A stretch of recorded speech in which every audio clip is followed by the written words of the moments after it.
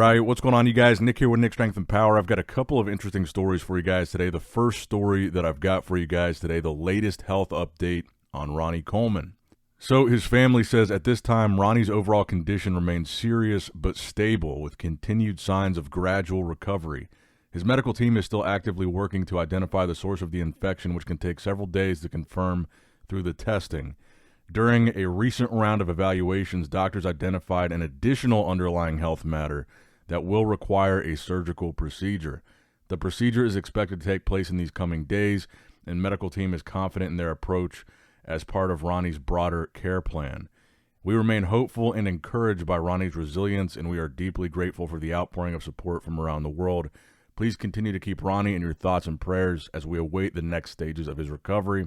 With heartfelt gratitude, the Coleman family. So on one hand, I think it's a positive update in the sense that they say continued signs of gradual recovery.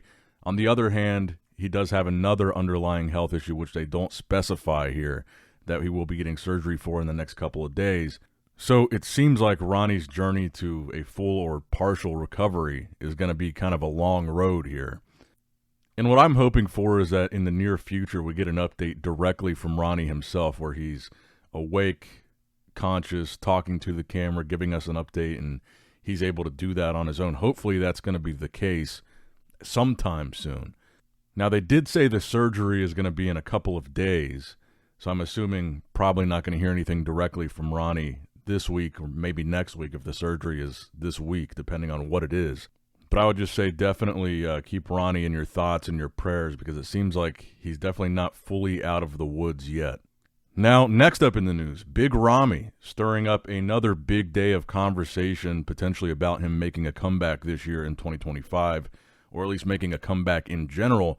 We had seen over the past couple of months, over the past couple of weeks, he had been posting these Instagram stories that heavily hinted at a comeback to the Olympia specifically this year. This time, he put up a main page post with the caption, "I will be back."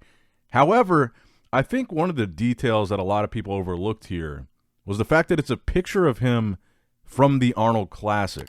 And also, "I'll be back," clearly a famous Arnold quote, but it could just be coincidence.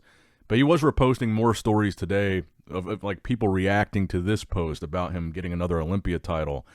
I kind of read this as he's saying he'll be back to do the Arnold. Now, I suppose it's possible that he does both. But to me, that was the takeaway. That was kind of the impression that I got from this. It's a picture of him at the Arnold with the caption, "I'll be back." And you combine that with the fact that the 2026 Arnold is going to be historic prize money for anybody that places in the money. So I could certainly see the appeal of Ramy doing the Arnold as his comeback show and maybe not necessarily the Olympia right out of the gate and kind of have the Arnold as a warm-up and then maybe do the 2026 Olympia. And I kind of hope that he does do this year's Olympia, though, because with the potential that Hadi might not be doing it because of the situation with Iran, I think that at least opens up a little bit more of a realistic prospect of Ramy potentially placing in the top 3. I don't necessarily think that if Ramy comes back, he's going to win the Olympia, but I think he could be top 3. And I think the chances of top 3 increase by a lot if Hadi is not in it. And again, we don't know for sure that he's not going to be. It just certainly seems like he won't. Because I think the other reason why the Arnold kind of makes sense to me is I feel like Ramy probably needs more time. We have no idea what his physique is looking like right now. We know that he's still relatively big from some of the pictures that we've seen of him, but we have no idea where he's at with his physique, how long he's been thinking about competing again, how long he's been training or dieting or doing X, Y, and Z, as if he's going to be competing again. And I mean, if however many months ago it was he made that first post about a comeback, if that was the point that he decided he's going to train for a comeback, I would assume the amount of time that the Arnold would give him to prepare would be more ideal than the Olympia, which is in October, and that's coming up fast. So let me know what you guys think in the comments down below. Big Ramy comeback. I guess, A, do you think it will happen? And B, do you think it'll be the Olympia or the Arnold or potentially both? Because, again, my impression from this post was an Arnold comeback. Now, next up in the news, I wanted to take a look at the scorecards from this past weekend's Portugal Pro, because these impressed me even more after Rubiel's victory. Because with such a big thing like Rubiel beating Nathan and Nathan dropping to third place at this show, I thought for sure there would be some close scores or maybe some big swings between prejudging and finals, or something weird in the scores that would reflect such a really, I think, unexpected decision.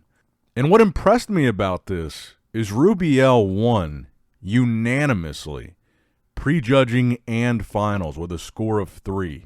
So all 3 judges had him in first at prejudging, all 3 judges had him in first at finals, and then the same thing for Bruno with second place, and the same thing with Nathan for third. And I think one of the reasons why it was surprising to a lot of people that Nathan was in third is, like I said, I didn't feel like he looked off or anything. I feel like he looked about the same as he did in Dubai. But also the fact that this was a show he won. Nathan won this show last year. So he was technically the defending champ going into this, and then by far the most impressive overall resume in this lineup as far as number of shows won, Olympia placings, etc. But like I said yesterday, with Rubiel, I've got to admit I'm impressed by this. So as critical as I've been of some of the looks that Rubiel has brought, in particular Dubai, I like to make sure that when they do well, I give them an equal amount of credit. So I want to, again, kind of glaze Rubiel in this video, because I think he's doing exactly what he needs to do and what we want to see him do, and that is compete often. And in the process of competing often, he is improving from show to show. And I think this result, and then looking at the scorecards, puts him in a different category. I would say prior to this show, I would expect Rubiel at the Olympia to be maybe 11, 12, 13, 14, somewhere in that range, just outside of the top 10. But beating Nathan, I think, swung that a little bit for me here. And then also the fact that he won with essentially a perfect score at prejudging and finals. This was essentially a bodybuilding slam dunk victory. It doesn't appear like it was close at all. Then on top of that, we saw maybe the best conditioned version of Rubiel that we've seen, which is good, and I got to take my hat off to Rubiel for that. This, like I said in the last video, this is not the Rubiel from Dubai. This is a different guy now. I would say that this victory here, beating Nathan, demonstrating that improvement, I think this legitimately puts Rubiel, you could make a strong argument for him cracking the top 10. I'm still not on the hype train of Rubiel's going to be first call-out at the Olympia, or Rubiel could be top 3 at the Olympia this year. I don't think that's the trajectory. I think if Rubiel can just crack the top 10, and that means 10th, 9th, 8th, that would be a massive win for him. Now, I think to do that, he still needs better condition than what we're seeing here. I wouldn't say that Rubiel has achieved what we want to see from him, but he does deserve the credit. This is the best conditioned version we've seen. I still don't think it would be enough for the Olympia as far as making a big wave at the Olympia, but because he's shown with these past 3 shows that he is improving noticeably from show to show, I think if he improves upon this version that we just saw in Portugal, and he's better than this at the Olympia condition-wise, and his posing is better, I could see making a real case for him being top 10. I still don't see top 6 quite yet, but I think top 10 is now more in that realm of possibility. Because Nathan is on par with, and has gone back and forth with, and beaten in recent shows, like in the last year and a half, going back and forth, really close scores, beating each other with guys like Beirut, guys like Bonac, and even at the Dubai this year, he was top 4 with Tonio, Bonac, and Beirut. So now, Neckzilla beating a guy like Nathan, I think, is a legitimate feather in his cap and a legitimate achievement for him, being so new and seeing, a package like we saw from him in Dubai that I would say was kind of bad. Going from that to beating a guy like Nathan, I think, is pretty big for him. And not just beating Nathan, but beating Nathan decisively by 2 placings.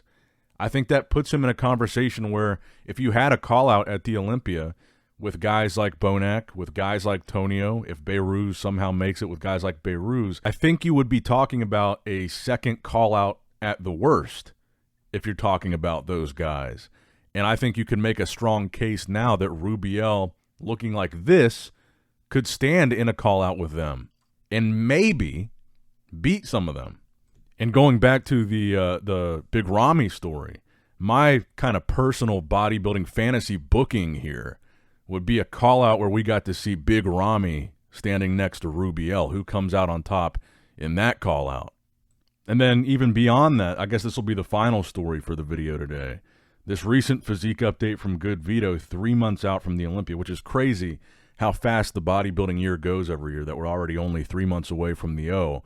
But imagine that call out as well. If you got to see a freak like GoodVito, all these guys, these three guys that we just talked about, Rubiel, GoodVito, and Big Ramy, the three of those guys probably have the craziest quads, some of the craziest quads that we've ever seen in bodybuilding. And right now, there is still a chance, especially with Big Ramy teasing these comebacks, that we could see all three of those guys stand next to each other in a call-out at the Olympia.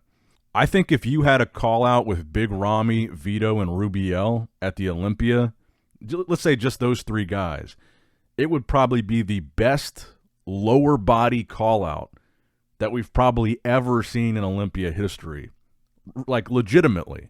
But right now, I think I would definitely say that I've got Vito placing ahead of Rubiel at the Olympia if they go head-to-head.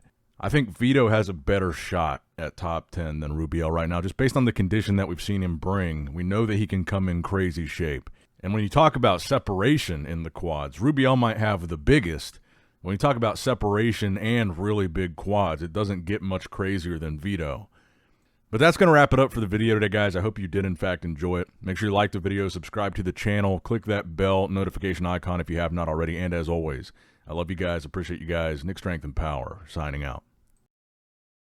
All right, guys, don't forget to click that like button and subscribe to this channel if you enjoy the content. Also, check out my Instagram at Nick Strength Power. My Facebook page, which is simply Nick Strength and Power. My secondary YouTube channel, Nick Strength and Vlogs, for vlogs and bonus content that you will not see on this channel. And consider subscribing to my third YouTube channel, Nick Strength and Pokemon, which is all things Pokemon and trading card games, completely unrelated to this channel. So if you're into that, give that one a look. And all links to merchandise and social media will be in the description box below. If you guys want a Nick Strength and Power t-shirt, that will be in the Shopify link below. Have a great day.